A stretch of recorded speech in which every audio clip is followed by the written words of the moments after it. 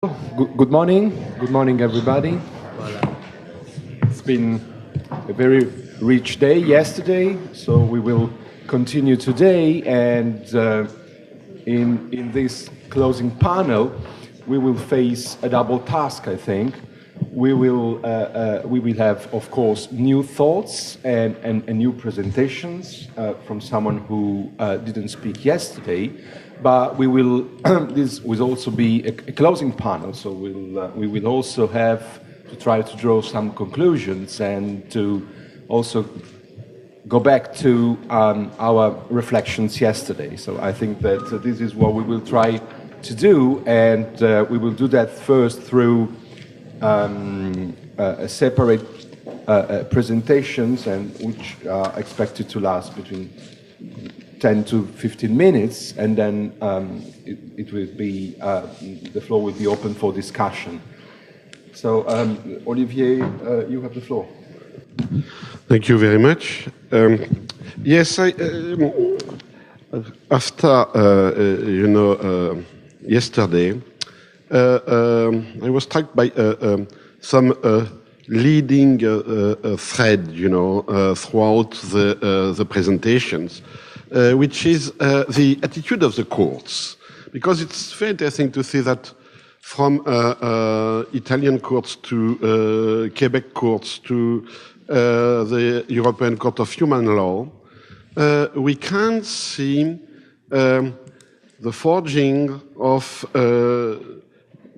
common jurisprudence, concerning the issue of the religious signs and religious norms in the public sphere. The courts, in all our Western states, societies, while there are two legal principles which are implemented differently according, the legal tradition, the constitution, the history, and so. But one is religious freedom, which in some countries is very recent. In Spain, for instance, the tolerance for Protestantism is 1967, if I am not mistaken. And the second principle is separation of church and state, which, of course, has different meaning in Britain, Denmark, Italy, France, and France, by definition. But still, the idea that the state should not interfere with the life of the churches is accepted, and well entrenched usually. But by listening to the different court cases which have been mentioned yesterday by different participants, we can see how in the last 10, 15 years, the courts tend to add a new principle. The idea that there is a dominant religion and or culture. And that religious freedom, in fact, is not really equality of religions. So the courts are giving a legal basis for refusing to accept a total symmetry, to treat absolutely equally the different religions. And they do that largely because of the pressure of public opinion. It's very clear in France in the evolution of the Conseil d'État. Conseil d'État in the early 90s was opposed to the ban of the scarf in schools, when Lionel Jospin asked an advice from the Conseil d'État told him that, and the Conseil constitutionnel too, that a ban of the scarf would not pass the high courts. And 20 years after, it did pass the high court. So clearly, we have an evolution, and for instance, when the Conseil d'État introduced the concept, if I can call that a concept, of excessive practice of a religion, for burqa wearing women, well, here clearly, the courts consider that they have the right, to define a good religious practice. If you reject an excessive or a wrong religious practice, by definition, you refer to a moderate, good, an acceptable way to practice religion. So we can say that so we have two different kinds of in Italy and in Germany, in Bavaria, for instance, the courts have been constantly, supporting the idea that there is a dominant religion culture. But in France, in Quebec, it's new. So clearly, the courts have bent to the pressure of public opinion. And this is possible because, as we saw yesterday, this populist movement are transpartive. They cross, the political spectrum. It's no more right versus left. No, it's we are no more confronted with, let's say, Christian right versus a secular left. No. We can see that with Thilo Sarrazin in Germany, with Wilders in Netherlands, and we have many cases where the populist movement don't have roots in the traditional fascist extreme right. No, they may, with Jean-Marie Le Pen in France, but clearly now the present populist movement is not a right versus left story. No. So, and precisely because this push to define leading culture, like culture, is is transparty, is no more associated, with the past.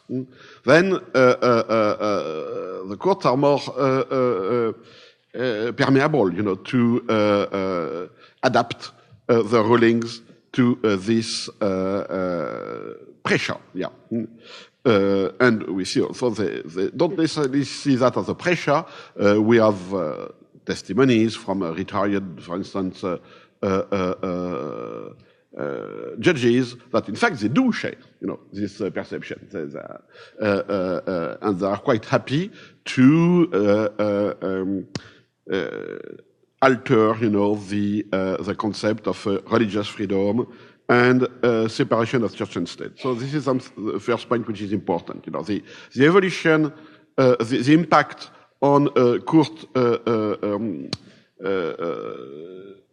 decisions of, in fact, this populist perception that there is an identity, a dominant culture, and an issue of national identity.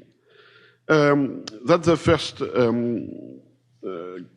conclusion that I draw from that, and something we have to look at, to write on it, to look at, and to eventually, to rethink this idea of religious freedom and separation of church and state. The second and last conclusions is that precisely there is something very interesting, in the court decisions that were mentioned yesterday, and once again from from Quebec to Strasbourg. They do accept the concept of dominant religion at one condition: it should not be a religion; it should be a culture. Yeah. The crucifix is okay as long as it's not a religious pressure, And in Quebec, if I understand well what David said, it's exactly the same thing, You couldn't have a crucifix in a courtroom if it doesn't express the faith of the judges. So, which is a big paradox, And it's an unattended consequences. It's, I would say, it's the conclusion of this compromise made by the courts between separation of church and state, which means no right for the court to define good theology and things like that, religious freedom, but also this concept of a dominant identity, culture, and religion. So, in fact, it's a paradox that by bringing back religion, the courts are also upholding a continuous movement of secularization of religion, of avoiding religions, of what is for them or should be for them the most important thing, belief and faith, creed. So that's the paradox, because then it's no more an issue of religious freedom. It's an issue of defining a national identity. And it's a very risky territory, What is that, national identity? And what are the consequences of defining a national identity?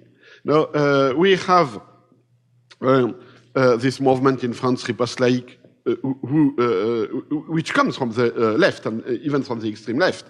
And they allied with an extreme right movement called les identitaires, the identitarians, And when they're asked to define identitaire, okay, but what is the content, identity? They have a very interesting text, which is first, my identity is what I am, okay, and one page after, I am my identity, okay. And they stop here. And they organized demonstration in the street, bringing, for them, what is the two signs of French identity, red wine and saucisson, pork sausage. So I am not opposed to both, to any of them, but it's a bit, how to say that, from an intellectual point of view, it's a bit shallow, And here we have this one of the closing, definition of identity. And there is something which I think both, so the politicians are not at ease with that. Either they jumped, on the identity bandwagon, or they try to refer to universal principles that are themselves unable to define, speaking of freedom, so we have here also something to do, and what I was describing is possible also because there is an ambiguity from the churches, or at least from the Catholic Church. The Protestants are, it depends which kind of Protestantism, of course. But when the Protestants are in a minority, in France, for instance, they are very reluctant to define, of course, religion as identity. And they tend to bring faith. Why is the Catholic Church, does consider, if I am not mistaken, that, okay, it's a good first step to consider that Christianity is part of our identity. But of course, there should be a second step, to go back to the church, on Sunday morning at least, And so the church, the Catholic Church, has an ambivalent attitude towards the populist movement. She cannot buy the agenda of the populists, but she doesn't want to oppose them. Because they consider that in the present circumstances, they might be our allies, So here also we have, some more, not only researches, but we have to fine-tune, our approaches on that, and to address both the courts and the church with what are you doing? That's the consequences of the trail you are following now. Do you buy the consequences or not? No. Thank you.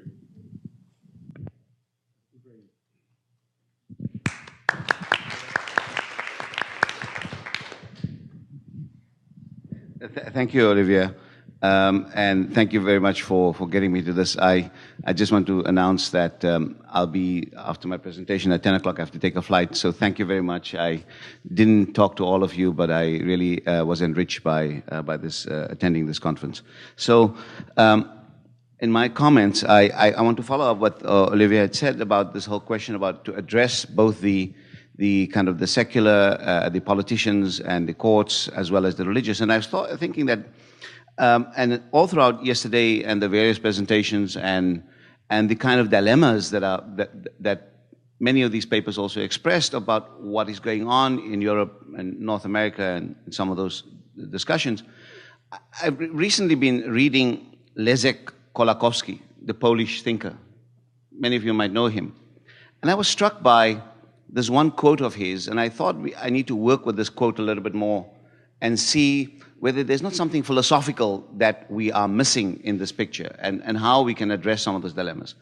In his interesting essay called The Revenge of the Sacred in Secular Culture, Kolakowski says, and I will also pass the citation, since the profane is defined in opposition to the sacred, in other words, the secular is defined in opposition to the sacred, I would say the profane, he means by that also the secular. Its imperfection, that is the imperfection of the profane, must be intrinsic and in some measure incurable. Culture, when it loses its sacred sense, loses all sense. With the disappearance of the sacred, which impose limits to the perfection that could be attained by the profane, arises one of the most dangerous illusions of our civilization. The illusion that there are no limits to the changes that human life can undergo, that society is, in principle, an endlessly flexible thing, and that to deny this flexibility and this perfectibility of society is to deny man's total autonomy and thus to deny man himself. End of quote. And I think what philosophically, what he's trying to point out here is that I think in some of the discussions that we had yesterday, I think there is this back and forth of the place of the sacred, the place of religion, and which religion, how religion. And maybe if one religion is privileged and another is not, is that not the eradication of the sacred? And I think one of the interesting things in Kolakowski's sensibility here is that the idea of the sacred, the idea of the sacred helps us towards perfectibility. So if one is engaged with the sacred, he believes that is where true kind of perfectibility could be attained within the profane. But when we lose the sense of that sacred, we then also get into the zone of this idea that our perfectibility, this without the sacred, he thinks that is a state of jeopardy and a state of deep civilizational illusion. And I think I'm hoping that when we press forward with our work in some of these issues, that we also should be bold enough to press some of these kind of philosophical frontiers and challenge some of those philosophical frontiers that are automatically kind of assumed within our work, in whether it's in the humanities or the social sciences. Now, underlying some of the issues that we discussed yesterday and will continue sometime today also are a couple of fundamental assumptions that I think that I want to ventilate here and that we possibly want to further explore. Much of what we are talking about happens in the context of contending notions of liberalism. And one of the things is, and I don't say there's a single liberalism, they're contending notions of liberalism. And often toleration, which is a kind of a hallmark of liberalism, toleration is premised on an idea that we can reach a rational consensus. And we can reach a rational consensus of what is the best way of life, right? That is the kind of assumption. Now, if you recall that in the West, the liberal ideal of toleration searched for this idea of rational consensus to find the best way of life. That was because people were divided on the claim of what is the single way of the best life, right? So the idea of toleration came in precisely because we couldn't agree on what is the single way for the best life. And therefore we had toleration. And what we are seeing, ironically, that within liberal societies, there's a persistence that there is a single way of the best life, which is quite paradoxical when liberal society actually created the possibility that toleration is to accommodate the fact that we cannot agree on what is the best life.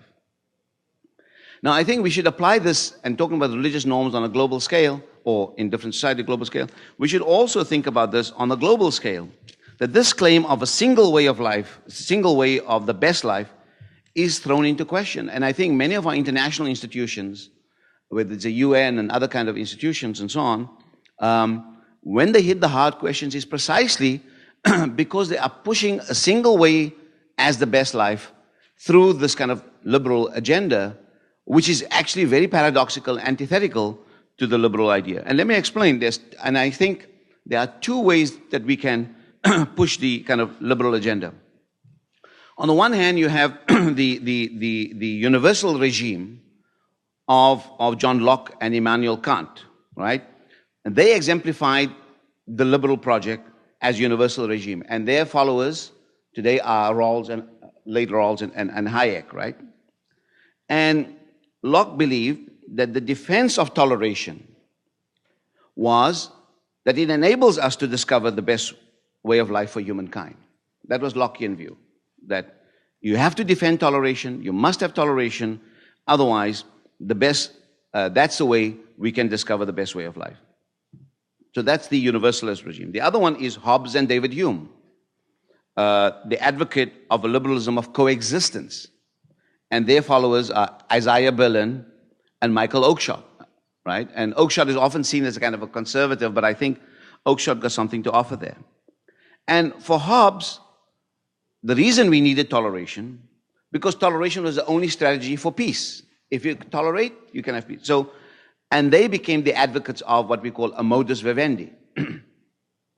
So I think that I'm more in favor that we need to go back to that notion of a liberalism of coexistence. We find a modus vivendi. And there we have to ask is, what is the place of reason in human affairs? Because I think it was the very fact that the imperfection of reason that underpinned the ideal of toleration as a means to consensus. The imperfection of reason. And I want to connect that to yesterday, my guy Tayyib, who also talked about the imperfection of reason, right? That because of the imperfection of reason, you can, if you admit that, that can open up the kind of conversation as that you have an ideal of toleration to a means of consensus. So I don't think people in one part of the world are only thinking along that line. I think people in the East and other parts of the world also thinking about that. But the idea of rational inquiry in norms does not yield a consensus on the best life. But what it does show is that the best life comes in many varieties. There's not a singular best life. And I think in some of the court decisions and some of the issues that we've been discussing, it seems that judges and courts and philosophical traditions in the region that we've been studying think that there's only a singular variety of the best life. And that is working as part of the assumption and the underlying values. And therefore, the absence of that good mode of liberal toleration, I think, is suffering. Now, let me just say one thing about the modus vivendi, and I'll stop there. The idea of a modus vivendi accepts that there are many forms of life.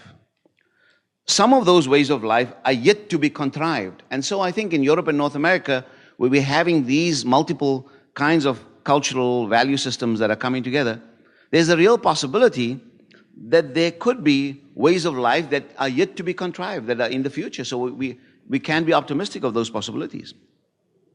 And that no one life can be the best for everyone.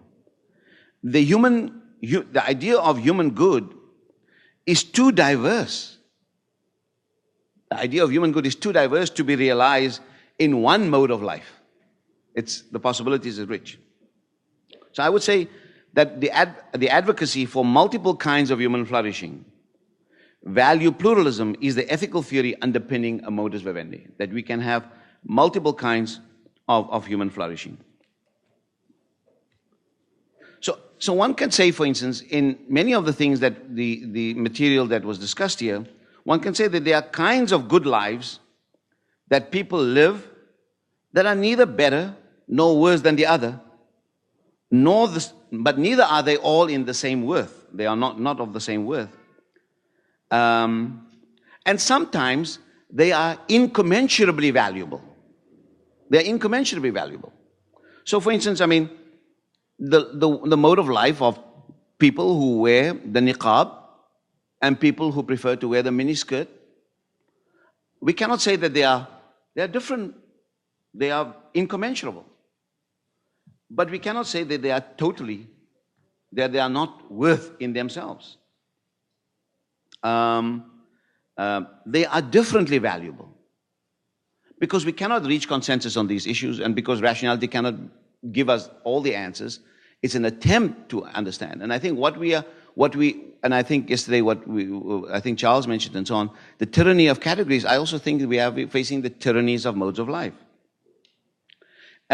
So in value pluralism, when we have value pluralism, and I think Peter Danchin mentioned it yesterday, that in value pluralism, there's an affirmation that each side has access to moral knowledge. This requires giving up the claim or giving up the notion of the truth in norms and the truth in ethics. To allow for the good to be plural is to allow for the fact that it does have the potential for conflict, and where there is no one solution to such conflicts. So when we are dealing with these issues, that to allow for the plural is to allow for the fact that it does have the potential for conflict, and that we also accept the fact that we don't have a singular solution for those conflicts. So yes, we are facing hard questions: homosexuality, heterosexuality, bisexuality, monogamy, polygyny, serial polygamy. How to adjudicate these kind of issues? Parda, niqab, absolute personal liberties that people want, blasphemy or modesty in different societies. How do we reconcile these kind of rival claims? Now, one thing is to say, and I'm going to end here, to say that values are incommensurable does not mean that one is saying all ways of life have the same value. Value pluralism argues that there is a diversity of goods and a diversity of evils, and different ways of life can more or less find their own ways of achieving universal goods, and different ways of life can find their own ways to mitigate universal evils and resolve conflicts among them. So there are different ways to doing so. And I think what we are now facing in this biopolitical stage of global politics, because really biopolitics is the biopolitical stage, is that we are facing the tyranny of the singular. Thank you very much. Thank you. Thank you, Ibrahim. And Naomi Sedman Yes. is the director of the Center of Jewish Studies at the Graduate Theological Union here at Berkeley. Naomi, you have the floor. Thank you. This really seems like a wonderful event, and thank you for including me. The way I put together my material is I have two students. One is working on Jewish laws around Hanukkah, and one was working on Supreme Court decisions about public displays around Christmas and Hanukkah. And I thought, what would happen if I went through their papers and took out citations and then brought them together like a nuclear fission of some sort? How would that help me think about how Jews, as it were, internally think about Hanukkah, and how the Supreme Court thinks about what Hanukkah is? And I came up with some confusing, well, we'll see what they are. When you look at these two, if you think about these two entities, how Jews think about Hanukkah and what Hanukkah is in the public sphere in America, and I'm not talking about Israel or places where Jews are majority religion, then the question it looks as if we're dealing with two distinct entities. On the one hand, a kind of internal Jewish religious practice, on the other hand, the public sphere. And the question is how the public sphere, which is distinct from this Jewish internal practice, how it accommodates religion, or how it limits the public display of religion, how it, these are the questions, whether it builds it right, whether you accommodate religion, or whether you establish a religion, or whether you build a wall. I guess those are the possibilities. And as a matter of fact, it occurred to me that these two, that way of thinking about the way religious practice interfaces with the public sphere artificially maintains a distinction between those two spheres that doesn't hold up. That these two, at least in the humanities, we know perfectly well that there isn't something like religion that is an internal matter for a certain group of people, and a public sphere which is somehow distinct from that. And that's perfectly clear to us. And it seems as if, well, we think somehow in the public sphere, it seems as if the court is where you go to get clear distinctions, and the humanities are places where we go to mess these distinctions up. And I think that that's true. It also occurred to me, looking at the Supreme Court decisions, that if anything, the thinking is actually more fuzzy on that side, on the legal side, than it is on the religious side, if we can talk about those two spheres. But the idea that I think is now pretty much consensus in the humanities and religious studies departments, that there's no way of making a distinction between those two spheres, the public, the political, the neutral, the state. And religion is something that people in Jewish studies know full well, and I would say probably in Islamic studies too, but I won't speak for anyone outside of Jewish studies. The Jews in some way, Jewish modernity is in some way a symptom of the mismatch between these categories of religion and the political as separate categories. In some ways, religion as a category of understanding what Jews are is an invention of secularism. So that people talk about the 19th century as the time of the invention of Judaism. It was made very clear to Jews who wanted to participate in, who become citizens of France and Germany, that they were welcome to be citizens as they were known Germans of the Mosaic persuasion. So what was a peoplehood became something like a religion exactly at the moment that Jews were becoming significantly less religious. They were defined as a faith group, a religious group. Now, what constituted that faith also needed to be invented in time to match the citizenship requirements of Jews as minorities in European states.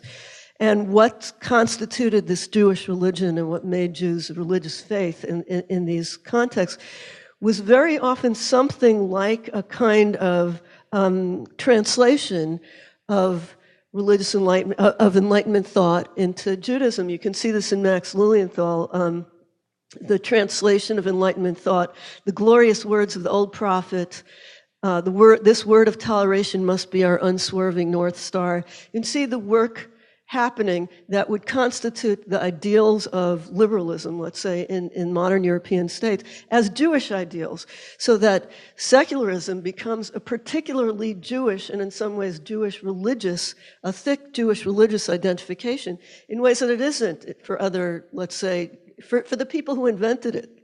So German and French Enlightenment had moments that gave way to various kinds of nationalism. Jews clung stubbornly to the idea of Enlightenment. Jews are the biggest champions of the separation of church and state, the most intensely, in some ways, religious liberals. So to think about religion and secularism as separate maybe doesn't work in any case, but certainly doesn't work in the case of Jewish modernity. That Jews, another symptom, I would say, of this is that the term secular Jews is a recognizable one. I think people know what you mean when you say that. But the term secular Christian somehow is considered incoherent, even though it's possible to say that the backdrop of the entire debate, what we call the December dilemma, the menorah versus the Christmas tree, is about secular Christianity in some way, and yet that's an invisible category. And Jews are, so I would say that Jews are the symptoms not only of a certain kind of mismatch or a certain kind of hard bargain that's driven by citizenship in the modern nation state by Jews, but they're also a symptom of, I would say, larger incoherences within the modern secular nation state. And that comes up, I think, very clearly in these Supreme Court decisions, which are actually among the most comical Supreme Court decisions there are, including the first Supreme Court decision about a creche in a public sphere. somewhere in Rhode Island, which is known by the nickname the plastic reindeer case, in which the Supreme Court argued both that creches, that since America is part of Western civilization and the Christian story is deeply embedded within Western civilization, it's appropriate for the Rhode Island to have a creche and a public space. But it's particularly appropriate given that the creche also had some plastic reindeer next to it, which guaranteed that this was also a secular creche in some way. So this is, let's say, the public space. The Supreme Court case in which the Hanukkah menorah was discussed came 3 years later, in 1987, and I have that material there. And to talk about the oddness of that, the Supreme Court ruled in 1987 that a huge Hanukkah menorah put up by the Chabad Hasidic group, Lubavitch, maybe some of you have heard of them, a kind of out there proselytizing to other Jews Hasidic group, that menorah was actually a secular symbol. And how they got there is interesting. The creche inside the court building was a religious symbol, and the court ruled that out of bounds. But the Christmas tree outside the building, which was larger than the menorah, allowed one to read the menorah in the light of the tree, whereas if the menorah were larger than the tree, then the menorah, which is clearly somewhat religious, would have made the tree religious. But since the tree was bigger, then the menorah was, by the light of the tree, was seen as a secular symbol.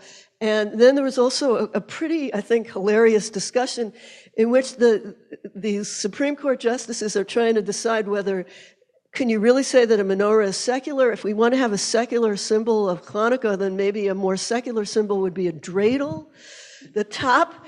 And then someone said, well, an 18-foot tall dreidel would look rather silly outside of a courthouse. So this is the kind of discussion that devolved in the Supreme Court, but finally they ruled that the menorah put up by the Chabad Hasidim was a secular symbol and permissible, and since then there have been many, many, many menorahs. And just to say something really odd about it is that it was very shocking for me to realize that the oldest piece of rabbinic legislation about Hanukkah actually says that the Hanukkah menorah is supposed to be lit in public, which it almost never is. I mean, before Chabad Hasidism, it says that you have to do it in public, but if you're scared of the mockers and the non-Jews, then you can do it in the window of your house, and if you're really scared, then do it on the table. So this very early piece of legislation suggests that the proper size of a menorah, I guess, is 40 feet tall, and a cherry picker in order to light it with torches is also appropriate. The fact that this doesn't happen apparently anywhere until the 80s or maybe the 70s is, I think, striking, that rabbinic law gets fulfilled in its kind of imaginary power only only 2,000 years later, and that this. And the other thing that was interesting to me is that the Chabad Hasidim, I mean, the rumor is they're not always that well educated, but no one seems to have cited this piece of rabbinic legislation to say, you must accommodate us. We have to light our menorahs in front of you. You're supposed to see the menorah. This was not, accommodationism was not really the way, accommodationism of our religious practice was not really the way Chabad went. Chabad in all its public material, just to sort of talk about this mutual imbrication of the religious and the secular, the political and the secular, the American and the Jewish, Chabad announced, the Chabad rabbi, Lubavitcher rabbi, wrote to the Jews of Teaneck, and that's another thing I should say, is that of course all of these arguments are among Jews for the most part. He wrote to the Jews of Teaneck that Hanukkah is a perfectly good American holiday celebrating liberty and religious freedom, the principles of America. And on American grounds, it should be celebrated publicly. And then he said, are you afraid that people know that there are Jews living in Teaneck, New Jersey? It would have to be some pretty ignorant people who don't recognize that there are Jews living in. The other aspect of this argument that's very interesting is that it was Allegheny, the county of Allegheny, the Supreme Court case was between Allegheny versus the ACLU. And if you look at who the ACLU lawyers are, they're mostly Jews. So in some ways, the Supreme Court is adjudicating between one Jewish religion, which is the separation of church and state, which is a major aspect of American Jewish identity, upheld more religiously by Jews than by almost anyone ever, and other sorts of Jews who take the mantle upon themselves of a different kind of Americanism.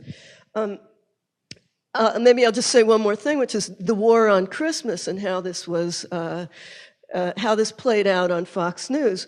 On Fox News, this played itself out. Not so much the idea wasn't how can we have Jews putting up Hanukkah menorahs as near Christmas trees, but what if everyone else wants to put how many other religions are there, and the courthouses are going to get very crowded. But a big thing that they objected to was people saying Happy Holidays instead of Merry Christmas, and they called for a return to Merry Christmas.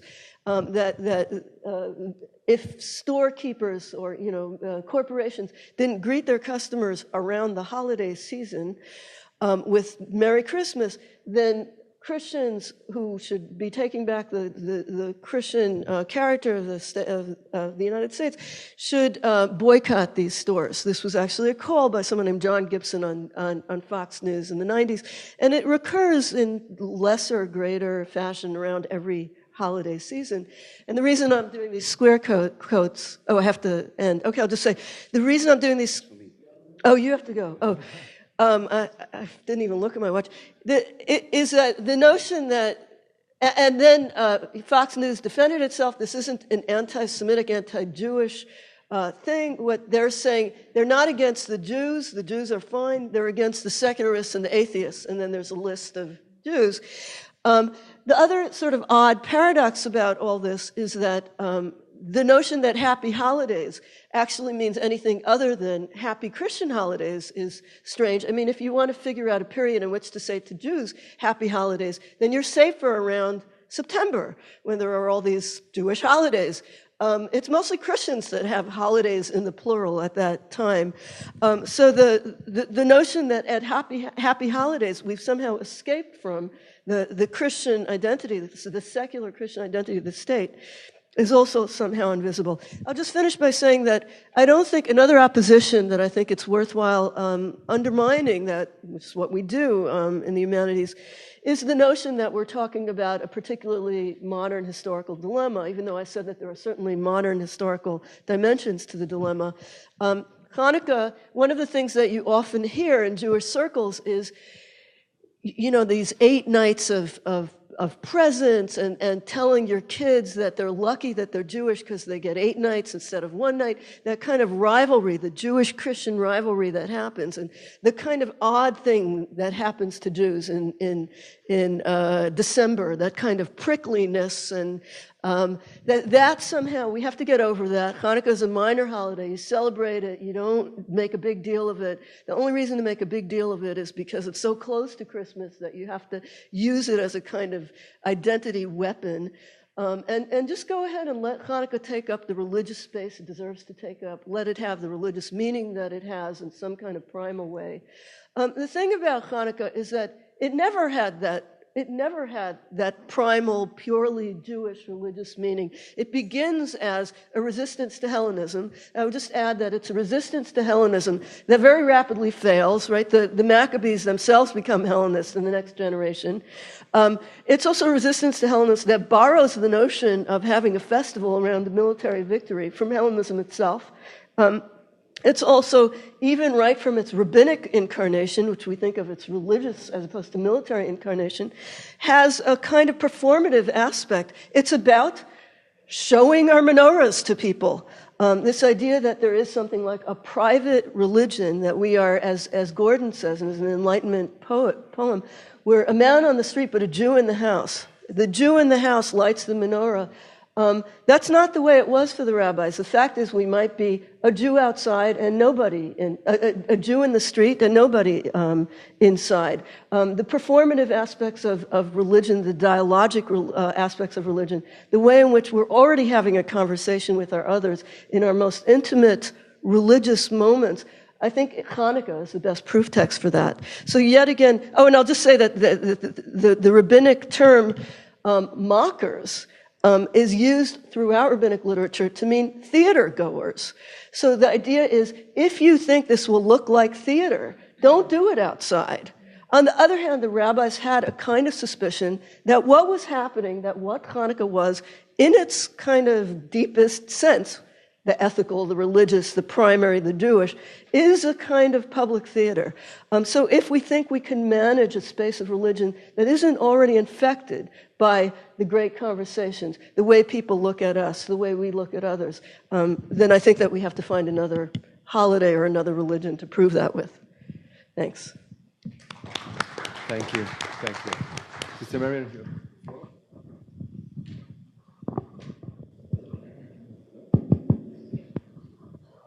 Thank you. Some of my remarks will also pull the same kind of threads and strands that we were talking about earlier and also this morning's panel.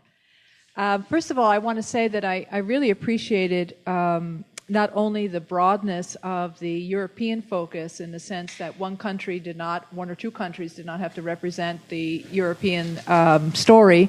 I also appreciated getting input from the Asian countries. I feel that that kind of broad scope also helps us to understand even our very local context.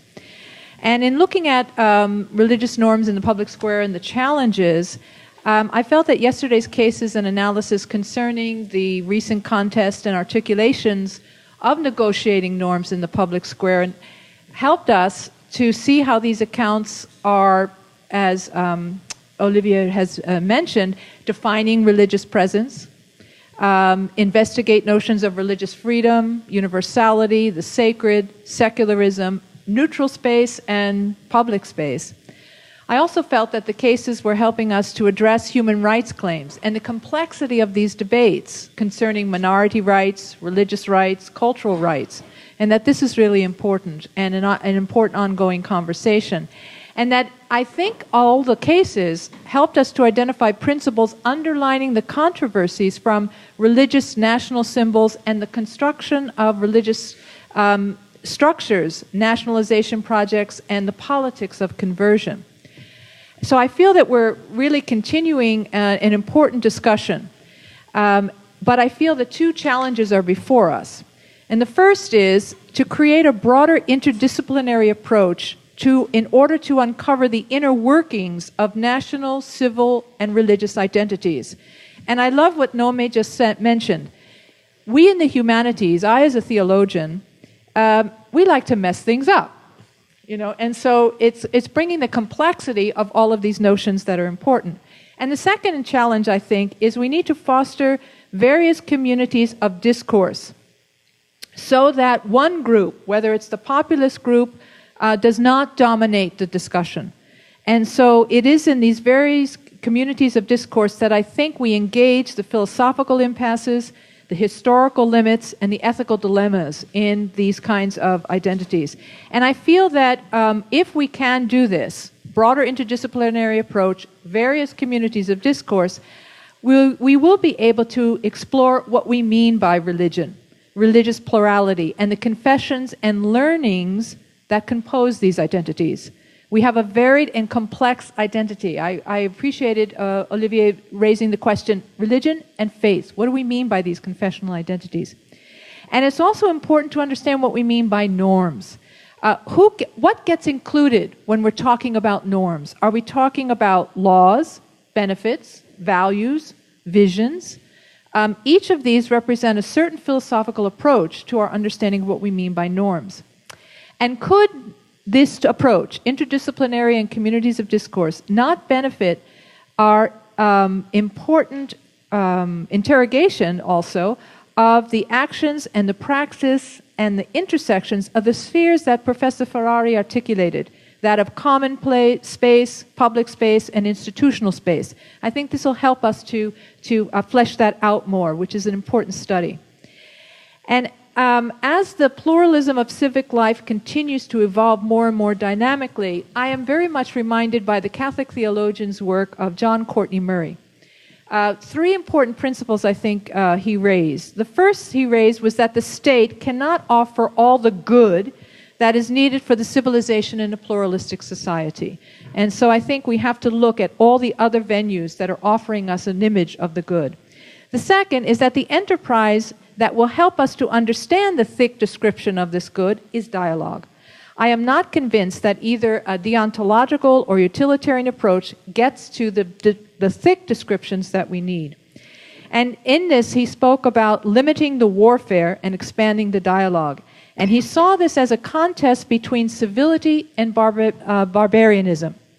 And he identified that a society becomes barbarian when, 1, people group together out of fear or because of force. 2, economic interests assume primacy over higher values. 3, the laws of argument and debate break down. And he said that civility dies with the death of dialogue, and that civil associations have a critical, rational, deliberative quality that we have to promote. Murray also spoke about 3 sets of discussions, arguments, and conversations. 1, the need for government action, cases, and decisions, such as we heard yesterday. 2, the concerns of the Commonwealth. What are the groups coming together that really discuss what are the public actions? And then 3, the form of constitutional consensus. What I would like to emphasize that I think will promote all of the topics and the issues that we raised is the number 2 conversation.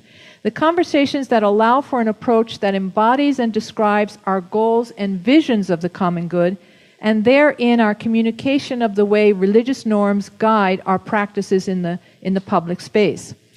I think we must bring forward, gather information, and disseminate findings, accounts of the ordinary ways believers as citizens contribute to the common good. What are the projects that religious and social groups create, and how do these efforts help us to understand the way religious norms operate in the public space? What are the practical applications of their understanding of religion and civil identity? I have 2 examples that I'll just raise, and we may not have time to discuss it, but we can discuss it in question and answer. 2 examples that I would like to raise come from Asia and from the United States. From Asia, I would like to give the example of the Bangladesh Rural Advancement Committee, BRAC, and Caritas Bangladesh, as examples of these public groups that are really helping us to define and describe what it is that we're doing in the public square. And in the United States, I'd like to bring out 2 groups that are operating here in California, and that is the East Bay Housing Corporation community, and the other is the 3 R's Project, the California 3 R's Project, which is an educational project for religion and civil discourse.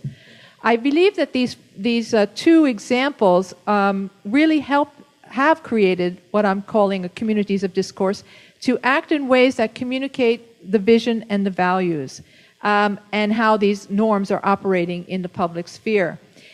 They do this not only in the creation of their projects, but also in the composition of their leadership, the practices of fairness, equality, and inclusion.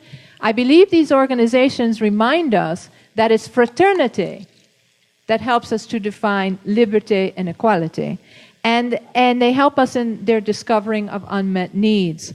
What I see in BRAC from my experience of working in Bangladesh for 12 years is that they are an organization where they help to problematize and make a complex understanding of what you mean by development. Development isn't just a one vision understanding of the good. I also believe that the Caritas Bangladesh is a religious group also that is really promoting active pluralism in the sense of the way that they approach. And so a discourse about what it is that they're doing and how they conceive what it is that they're doing.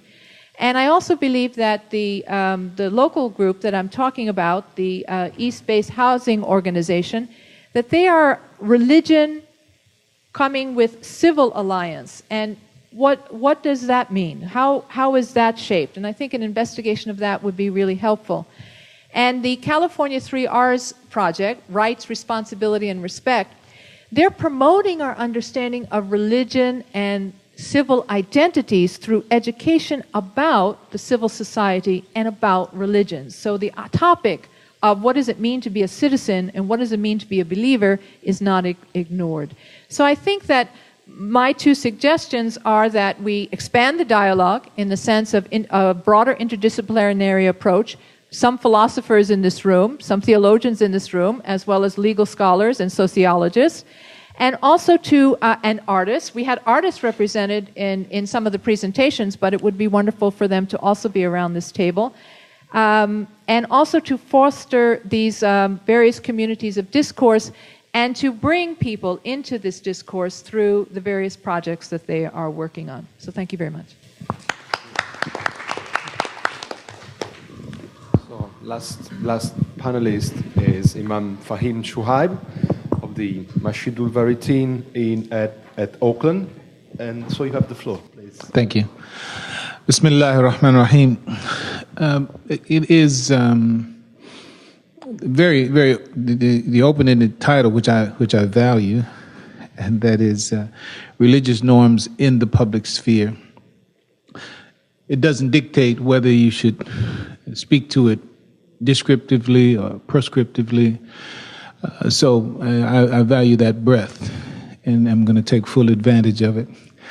And that is a part of my experience. I'm sort of the in the trenches, on the ground, working with a constituency, working with a congregation, and also working with activists of all stripes. And when I use that term activist, and definition has everything to do with what we're talking about, obviously. When I use that, I mean people who are actively working to try to realize a good and who together have some vision about what that good would be for them. I'm speaking and thinking explicitly about an organization that I'm working with called the Abraham Family Reunion. And the Abraham Family Reunion is an aggregation of Christians of various stripes, Jews, and again, Muslims who are working to see how can what types of activities, what kinds of interventions, what kinds of methodologies, approaches can be utilized to try to bring more peace, and of course with the ultimate ideal of world peace. And as I do that work, and also do the particular work that I do as a leader of a congregation, imam, and dealing with people in their everyday, pragmatic, practical, personal issues and problems, and the issues and problems that come up within a congregation or a group of people trying to, again, move in the same direction, but still in all being human, the natural dynamic that brings up conflicts and challenges to that process.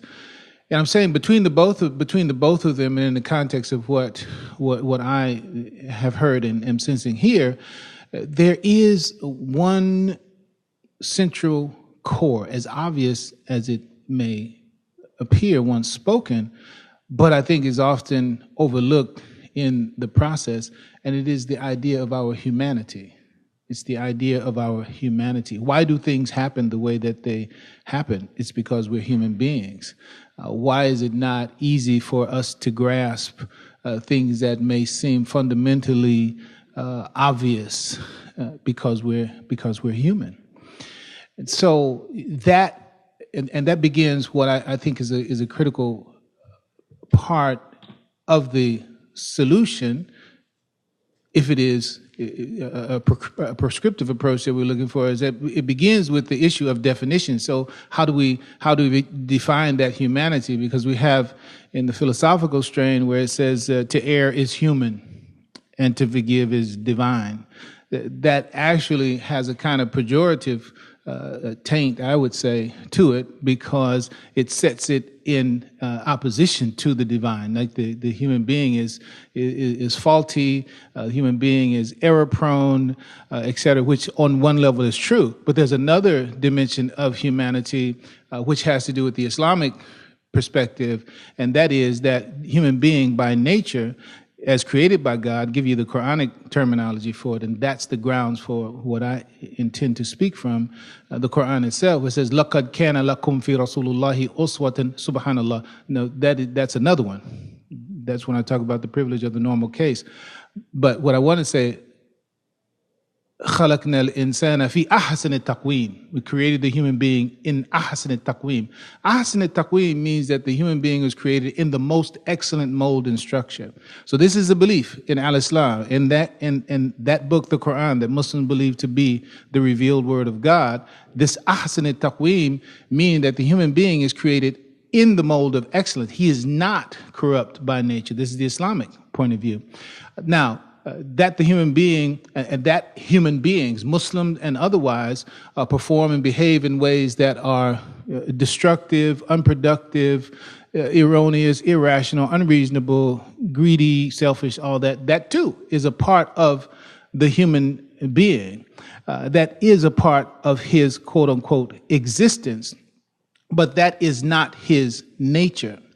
And so the idea of what should stand as a norm for the human being, that's when, speaking as Muslim, I'm speaking as a Muslim, and from the Muslim perspective, and that is accepted universally by Muslims without respect for the narratives through which Muslims interpret the scripture, the Quran, the life of Prophet Muhammad as a standard, as a cornerstone, as an irrefutable part of what makes Muslims Muslim and what sets the universal norm for Muslim. It is the Quran.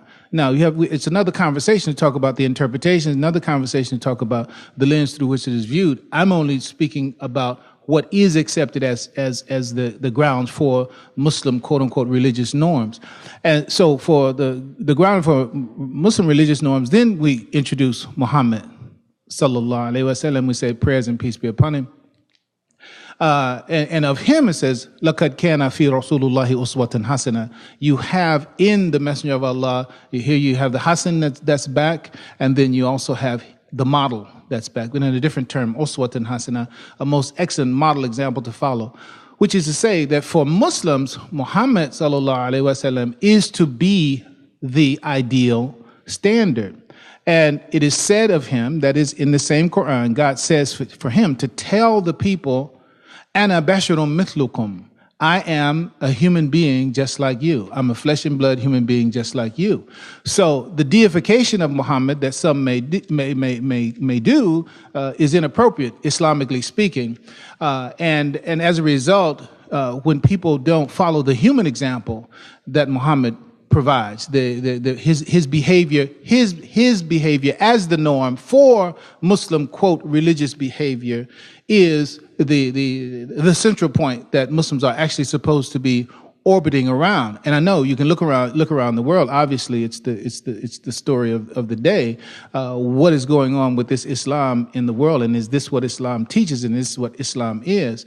And I say when you come back to what I'm seeking to point you to, when you come back to what Muhammad, peace be upon him, actually modeled and actually exemplified in his life, and then you use as the standard of evaluation the behavior of those that identify themselves as Muslims against the standard that's provided in the profile of Muhammad, then you have to ask yourself, are these Muslims behaving according to the model that Muhammad represented? And to the extent that they are not, then to that extent they are not reflecting the universal norms that are posited in the what we call the uswa of Muhammad. So when we talk about religious norms in the public sphere, I know that much of the conversation for the wonderful scholars that are presented is around the cultural, the political, the legal, and some of the particular artifacts and how they are accepted or rejected within that environment. So for as far as the Islamic religious norms, I want to bring it back to the issue of these definitions, because what I'm really pressed to seek to impress upon you is that many times practices of Muslims don't conform to the Quranic definitions that would lead Muslims to behave in ways that would be more, let's call it tolerant. Muslims, because sometimes Muslims will take definite artifacts, for example, artifacts like this, for example. I myself, I actually put this on. It was serving a much more functional purpose to press my hair down more than it was to really reflect. I'm a religious guy, right?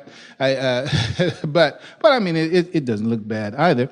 But the point is that there are some who would take this to mean that when I wear this, it really shows that I have taqwa.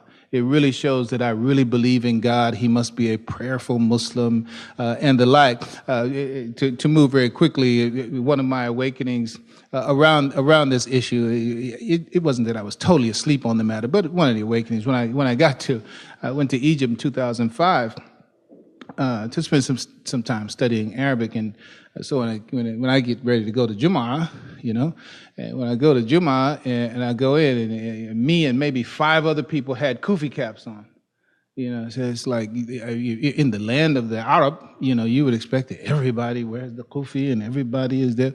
No, it's like, this is just what we do. I'm working, I'm coming to my prayer, then I'm going back to work. It's just a common thing. Whereas this artifact in a culture like America, where again, the issues of identity and religious identity become much more significant as opposed to a more homogeneous religious environment, then we charge these artifacts with much more value and emotional, how can you say, force than the religion warrants, the quote unquote, the religion. And to speak of that, just the idea. See, in Islam, al-Islam is not, for Muslims, it is not religion. It is not separated out. The what do you call it? The sphere of categories in the culture that we live in the West, that has this separatism in it. Okay, religion over here, politics over here, culture over here, etc. But in al-Islam, the true definition for al-Islam as well is deen. And inside of that word, among the many things that it means means the totality of life, the totality of life. So everything, the separation of church and state is not an inherent aspect or dimension of Muslims or al-Islam. And therefore, when you come into a cultural environment, political environment, legal environment, where that is one of the arc values, then a Muslim not understanding how to, it goes both ways, the cultural guardians, if you will, political, legal, and otherwise, of that particular culture where you have the separation of church and state, they not understanding the fact that Muslims in general don't make the distinction between, the political, the religious, and the like. They see all of it as a part of their life. So therefore, there becomes a more resistant attitude toward the Muslim who doesn't make this clear separation or acknowledge this separation. On the flip side of it, where you have the Muslim who's saying that, well, it is not right for you to impose upon me, because you're asking me to deny the totality of my religion by saying, okay, you can keep this part of your religion, but you can't have that part of your religion. And so that's one of the places where the conflict comes up. Okay?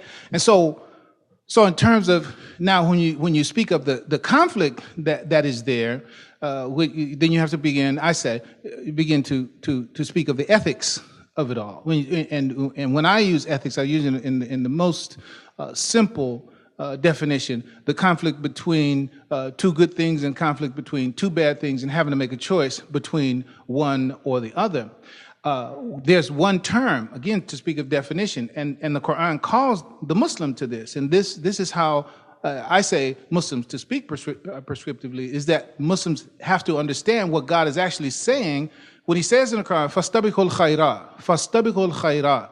And what the literal translation is, so strive after what is best. Strive after what is best. But inside that word khair, it also means what's best under the circumstances. What's best under the circumstances. So it is a statement of a heuristic that you're to use in a given situation, because the same thing that might be the best, quote unquote, khair in Morocco, 1975, might not be khair in East Oakland, 2011. But and I made a note of it from yesterday, Dr. Ibrahim Musa, he made a statement in the latter part of his presentation. He says, unreasonably holding to a tradition can make a tradition an idol.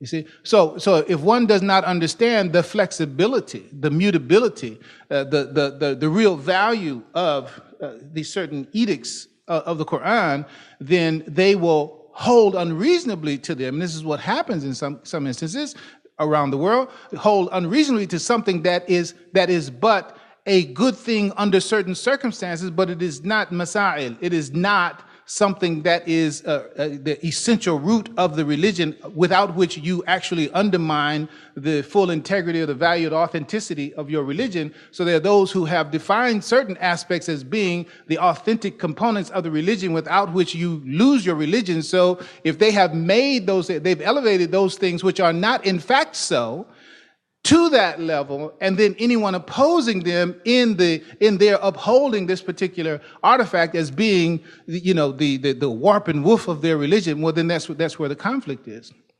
So there's the need for everyone, and again, I guess this is also prescriptive, where the Quran in dealing with and inviting those who are in the multicultural, multi-religious environments, God says, according to our belief as the Quran is the word of God, he said, invite people to the dialogue and say to them, let us come to common terms between us and you. Because really what we're having, perhaps much more than anything, is a conflict of definition.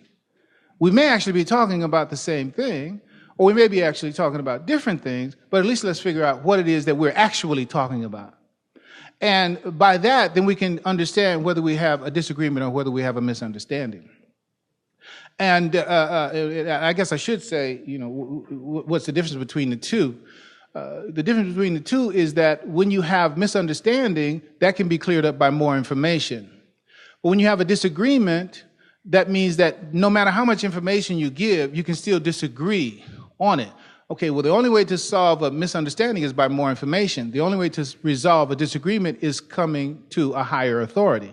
Okay, well, then you take the conversation to another level to say, okay, well, who's going to be the authority to decide between us? Then, of course, we're beginning to talk about the political, and we're talking about the legal dimensions of it. So to wind up in what I'm saying here,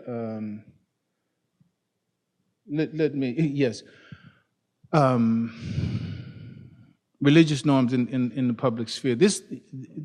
These verses, there's one that I probably won't elaborate on much more, but I will say, I will mention about this one, because where it says, وَلْتَكُمْ مِنْكُمْ أُمَّةٍ يَدْعُونَ إِلَى الْخَيْرِ تَعْمَرُونَ بِالْمَعْرُوفِ وَتَنْحَوْنَ عَنِ الْمُنْكَرِ وَتُؤْمِنُونَ بِاللَّهِ أُولَٰئِكَ هُمُ الْمُفْلِحُونَ. It says, let there arise out of you an ummah, a community. And I mean, those of you, I know you're familiar with this quest for the beloved community, this quest for this uniform, this life where peace on earth, goodwill toward men. These ideas are actually incorporated in the concept of ummah, So God it's an invitation. Everybody come to ummah. And ta'maruna bil ma'ruf is the only thing that I really want to emphasize. Ta'maruna bil ma'ruf. Now this ma'ruf, it actually means universal values. Values that are good trans-temporally, trans-spatially, no matter where, no matter when, wherever there are human beings, these values. Ta'maruna. So the call is to command people to what is universally good. Who loves love? You know, well, most all human beings love love. You know, who loves truth? Most all human beings love truth, meaning that when a human being is right form, nobody wants to be lied to. Even a liar doesn't want to be lied to. Okay, so if people love integrity, people love honesty, people love fairness, people love mercy, people love justice. That is, it is appreciated no matter who or where you are. These are ma'ruf. So the call is to ma'ruf. So one of the things to be done is to define or to come to this common definition as to what constitutes universal good. And I've had the good fortune of being in this arena with Dr. Farina and others when we had the panel on the Declaration of Universal Human Rights. And so to close with that, the idea about this humanity, we come to an agreement as to what constitutes a human being, who is a human being, and what rights inhere with just my existence as a human being. I think Dr. Farina just said the three R's, what is rights, responsibility, and respect, right? So if I accept that I as a human being, regardless of my ethnicity, nationality, or political party, or anything, but if I accept that Republican is a human being, or that Democrat is a human being, or that lesbian is a human being, or that person is a human being. If I accept that they are a human being, then there are certain, because of their humanity, there are certain rights, there are certain responsibilities, there's certain respect that inhere just with their existence. So now if we can come to an agreement on that, then I think this will be a better place to live in. Thank you. Thank you. We can push the break a little bit for some questions and answers, but it has to be very quick. So who'd like to ask a question or contribute in any way?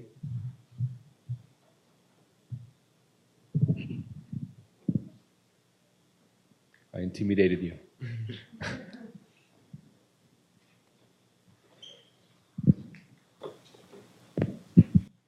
Thank you very much for the presentations for this panel this morning.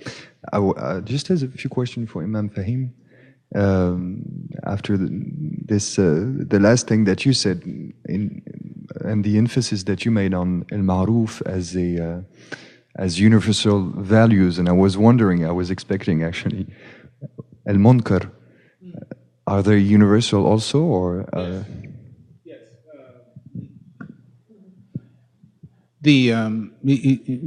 There's the antipode for ma'ruf is munkar. Munkar is whatever makes the literal translation is whatever makes, or the practical translation I should say, whatever makes the religion void. Anything that you do that undermines that the objectives of the religion. Remember, the ultimate goal individually is the full realization of my human excellence, which it is excellence, and the growth of that excellence is the destiny that God is calling us for. He said He created us growing from the earth like a plant. So the realization of my potential is the destiny. That's the objective. Ma'ruf is what makes that happen. Munkar is whatever suppresses that. So anything that is contrary to the forward going of the human being, to the realization of it. I mean, things like murder and other things like as obvious as they are, but deceit. Deceit, nobody wants to be deceived. Even the deceiver doesn't want to be deceived, right? Injustice, nobody likes injustice, right? All this is a part of munkar. So there is obviously a parallel list to those things, hatred. So if we can, some they say the opposite of love is not hate, but apathy. So in any case, anything that is contrary to the forward going of that, the realization of that potential, the flowering of that, the flourishing of that potential, that's munkar. And so, yes, those are the things that what tanhawna 'anil munkar, and we prohibit munkar while we command ma'ruf. Thank you. Thank you. We can, one more, please.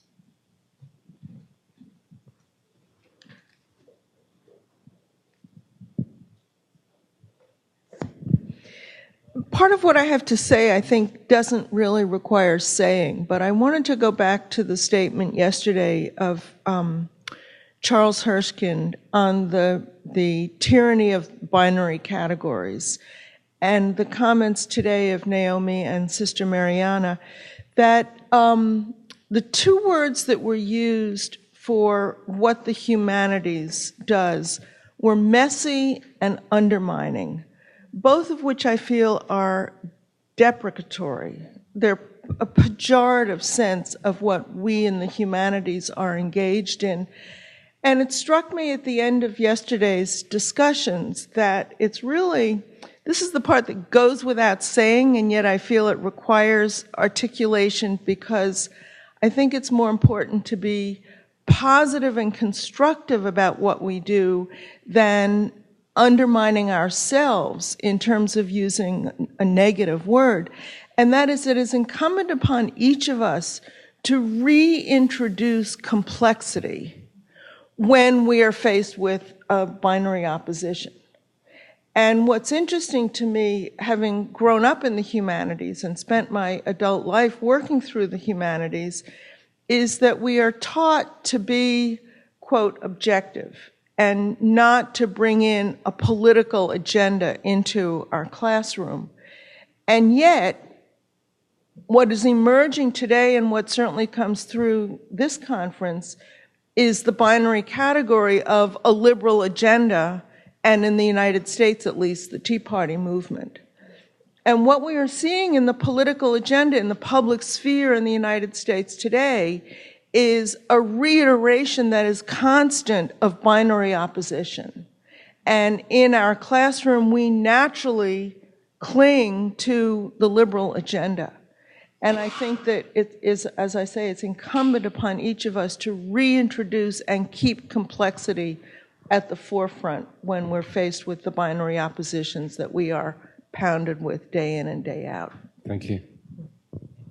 Thank you, Carol. I think, yes, I'm not trying to say that it's a messy process, and in that sense, it's counterproductive.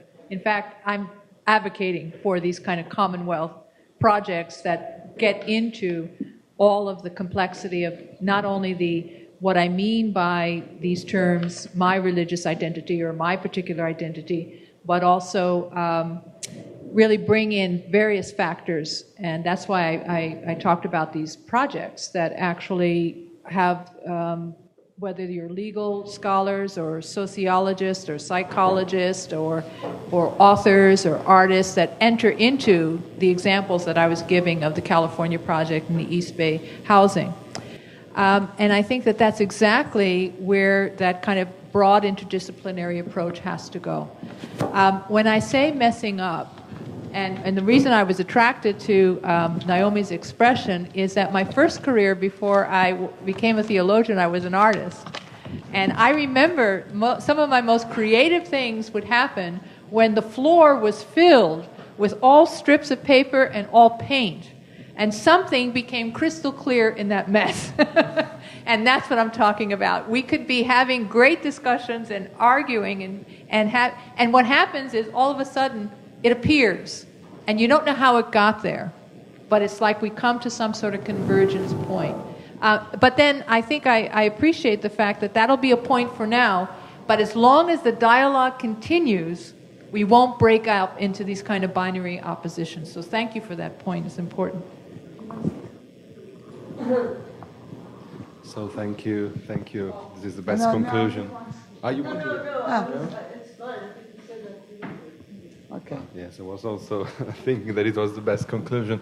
So we can have our break. Yes, now? we'll have a break of 10 minutes, and then I would like to announce a change in the program. As you know, Belkacem Benzenin could not speak yesterday, so after the break, he will do his presentation about secularism in the Arab world.